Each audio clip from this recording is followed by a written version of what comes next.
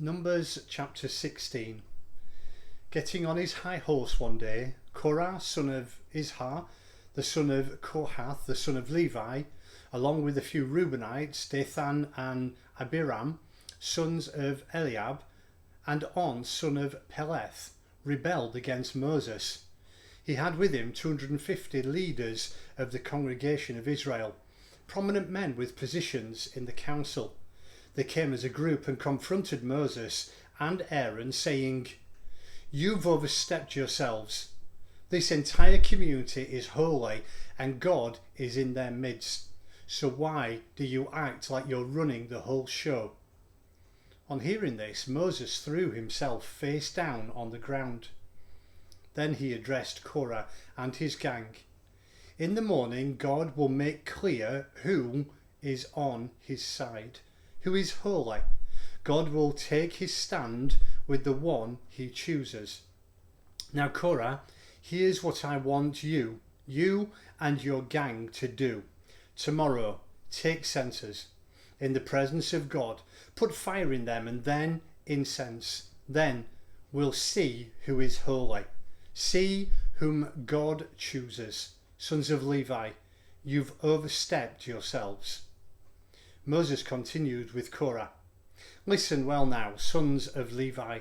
Isn't it enough for you that the God of Israel has selected you out of the congregation of Israel to bring you near him to serve in the ministries of the dwelling of God, and to stand before the congregation to minister to them?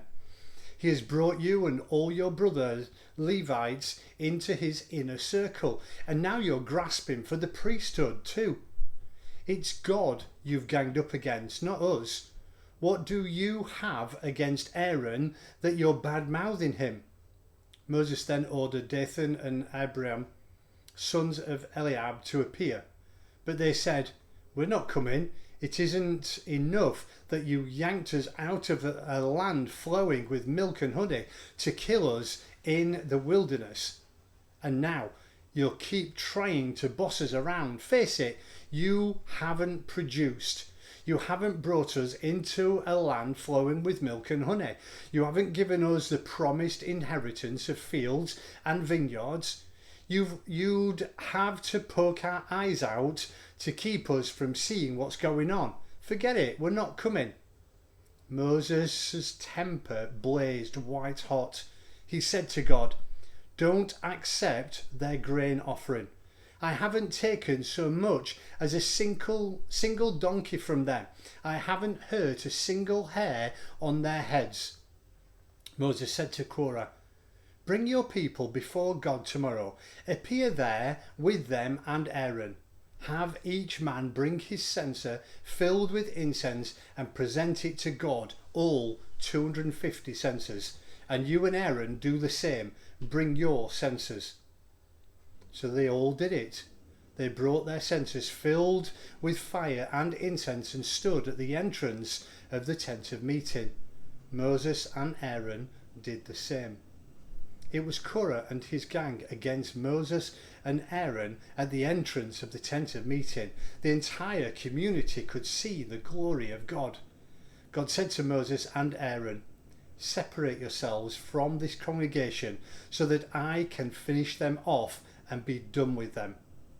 They threw themselves on their faces and said, "Oh God, God of everything living, when one man sins, are you going to take it out on the whole community?" God spoke to Moses, "Speak to the community. Tell them, back off from the tents of Korah, Dathan and Abiram." Moses got up and went to Dathan and Abiram. The leaders of Israel followed him. He then spoke to the community, "Back off from the tents of these bad men. Don't touch a thing that belongs to them, lest you be carried off on the floor of their sins." So they all backed away from the tents of Korah, Dathan and Abiram. Dathan and Abiram by now had come out and were standing at the entrance to the tents with their wives, children and babies. Moses continued to address the community. This is how you'll know that it was God who sent me to do all these things, and that it wasn't anything I cooked up on my own. If these men die a natural death like all the rest of us, you'll know that it wasn't God who sent me. But if God does something unprecedented, if the ground opens up and swallows the lot of them and they are pitched alive into Sheol, then you'll know that these men have been insolent with God. The words were hardly out of his mouth when the earth split open. Earth opened its mouth and in one gulp swallowed them down, the men and their families, all the human beings connected with Korah, along with everything they owned. And that was the end of them, pitched alive into Sheol. The earth closed up over them, and that was the last the community heard of them. At the sound of their cries, everyone around ran for dear life, shouting, "We're about to be swallowed up alive!" Then God sent lightning. The fire cremated the 250 men who were offering the incense. God spoke to Moses, "Tell Eleazar, son of Aaron the priest, gather up the censers from the smoldering cinders and scatter the coals a distance away from these censers, for these censers have become holy. Take the censers of the men who have sinned and are now dead and hammer them into the thin sheets for covering the altar.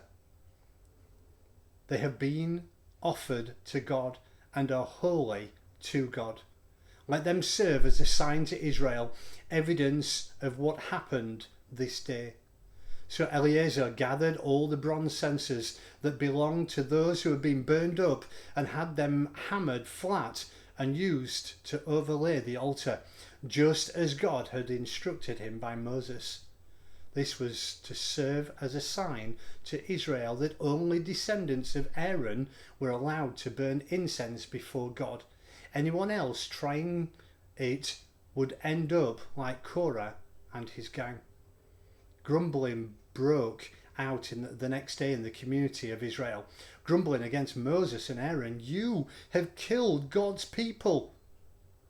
But it so happened that when the community got together against Moses and Aaron, they looked over at the tent of meeting, and there was the cloud, the glory of God for all to see.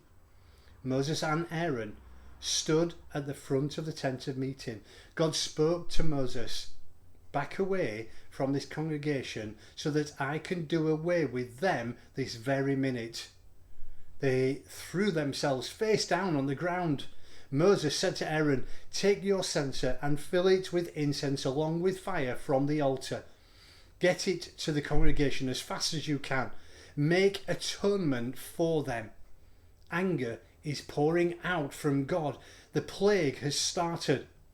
Aaron grabbed the censer as directed by Moses and ran into the midst of the congregation. The plague had already begun. He put burning incense into the censer and atoned for the people. He stood there between the living and the dead and stopped the plague. 14,700 people died from the plague, not counting those who died in the affair of Korah. Aaron then went back to join Moses at the entrance to the tent of meeting. The plague was stopped.